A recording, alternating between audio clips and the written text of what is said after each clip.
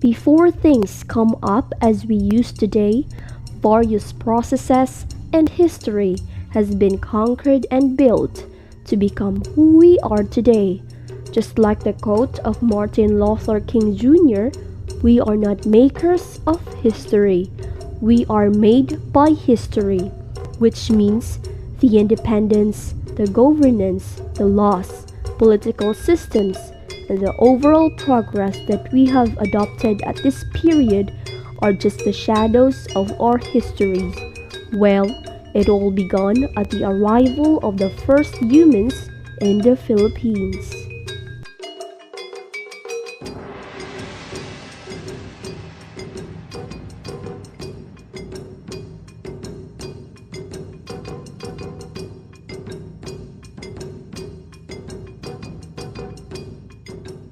Good day, everyone! So our topic for today is about the pre-colonial government of the Philippines, laws and justice system.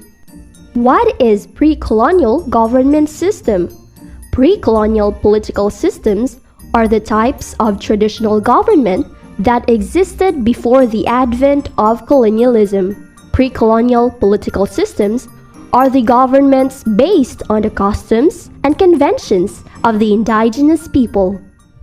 The pre-colonial government of the Philippines. Local oral traditions say that the original barangays were coastal settlements formed as a result of the migration of these Malayo-Polynesian speakers who came to the archipelago by boat from other places in Southeast Asia. Historically, the first barangay started as relatively small communities of around 30 to 100 families with a population that varies from 100 to 500 persons. Barangay is derived from the Malay word barangay or balangay, which means sailboat. The barangays were utilized to move early Filipinos and their cargoes across the Philippine archipelago. Each barangay was administered by a dato or village leader, was also referred to as a raja or raja. Some datos were more powerful than others, and as a result, they were revered and wielded with enormous authority. The archipelago's political growth was such that there was no national or central government at that time. In other words, no dato was powerful enough to consolidate significant power and unite the archipelago into a single nation. The dato's major responsibility was to control and regulate his subjects, as well as to promote their well-being. During times of peace, he served as the country's main executive, legislator, and judge. Was also the ultimate leader of the soldiers during times of combat. It was not uncommon for the dato to also be the babaylan in Western Visayas. The babaylan's mystical talent and influence, especially if he was a man, made him the most likely candidate for communal leadership. The breadth of his authority was limited by a long-standing set of conventions and practices.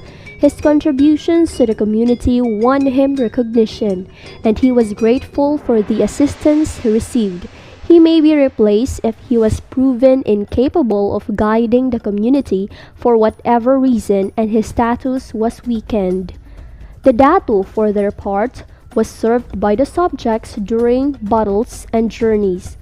Furthermore, they paid their dato tributes or buwis in the form of farm produce.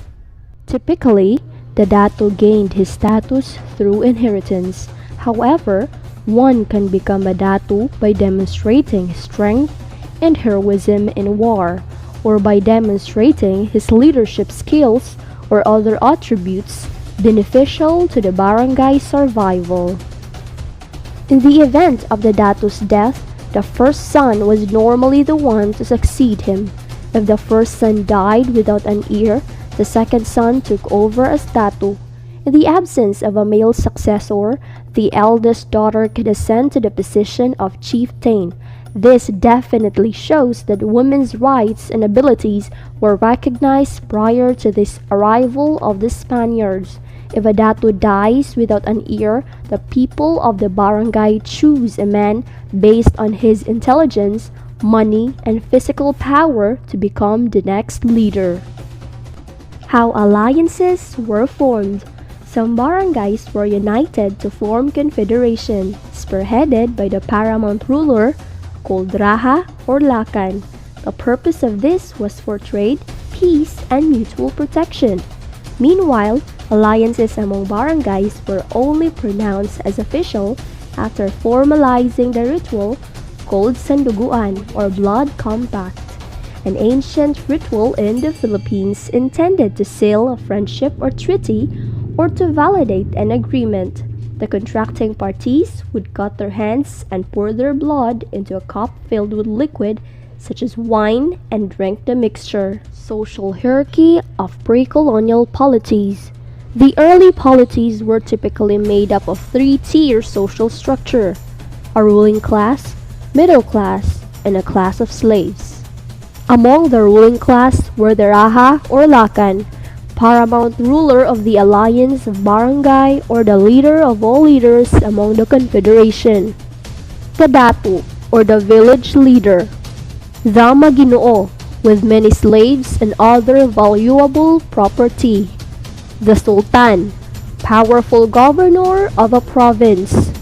And the Babaylans were powerful ritual specialists who were believed to have influence over the weather and tap various spirits in the natural and spiritual realms. Among the middle class were the Timawa, non-slaves who can attach themselves to the datu of their choice, and the Maharlika, warrior class of the barangay. Among the class of slaves were alipin na mamahay slaves, who lived in their own houses apart from their debtor. Alipin sa gigilid slaves who lived in the debtor's house and were entirely dependent on him for food and shelter. The laws during the pre-colonial period of the Philippines. Conflicts between or among barangays were settled by violence. Those who win by force is always right. Laws were either customary or handed down from generation to generation orally or written, promulgated from time to time as necessity arose. Those found guilty of crimes were punished either by fine or by death. Some punishments can be considered as torture by modern standards. However, it must be noted that ancients did not believe in endangering society by letting loose a gang of thieves, of recidivists who are incapable of reform. In terms of paying taxes, ancient Filipinos paid their dato with buwis for the protection and help they receive from him, and those who do not pay their taxes will be punished at this time, except the family of the dato. The lawmaking process. Before laws are made, the chief consults with the council of elders who approved of his plan. They are not immediately in force until the new legislation is announced to the village by the umaluhukan, who also explains the law to everyone.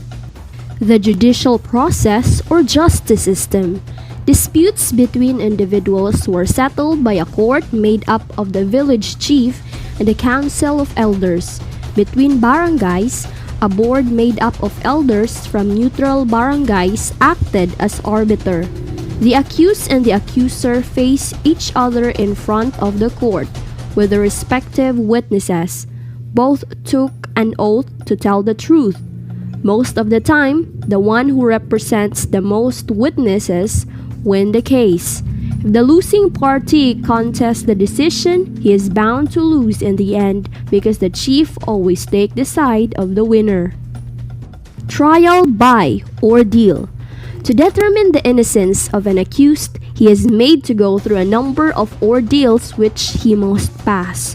Examples include dipping one's hand in boiling water, holding a lighted candle that must not be extinguished, plunging into a river and staying underwater for as long as possible, chewing and cooked rice, and spitting, and etc. Among the Ifugaos, ordeal by combat was common. Example, bultong or wrestling, alaw or duel. Who is an umaluhukan? The town criers of pre-colonial barangays in the Philippines are known as umalhukan. They were in charge of going around and informing people about the datus or chieftains' new rules and policies. Datus of the barangays may elect an umalhukan or chief datu to serve as judge. Who is a babaylan? Filipino shamans, also known as babaylan, were shamans of the pre-colonial Philippine Islands' diverse ethnic groups. These shamans were nearly invariable women or feminized men who specialized in conversing with, appeasing, or harnessing the spirits of the dead and the spirits of nature. They were thought to have spirit guides who could help them communicate with spirits and deities, as well as spirit realm. Their primary function during pag-anito seance rituals was as mediums. Babaylans specialized in the art of healing and herbalism, divination, and sorcery, among other things. The Code of Raha Kalanchaw was a fictitious legal code in the epic history Maragtas, allegedly created in 1433 by Dato Kalanchaw, a chief on the Philippine islands of Negros. Many scholars now feel that the code was a fraud and that it was actually produced in 1913 by a friar, Jose Maria Pavon. The authenticity of the said code was no longer considered by the Historical Society. Here are some of the laws written, composed of 18 articles.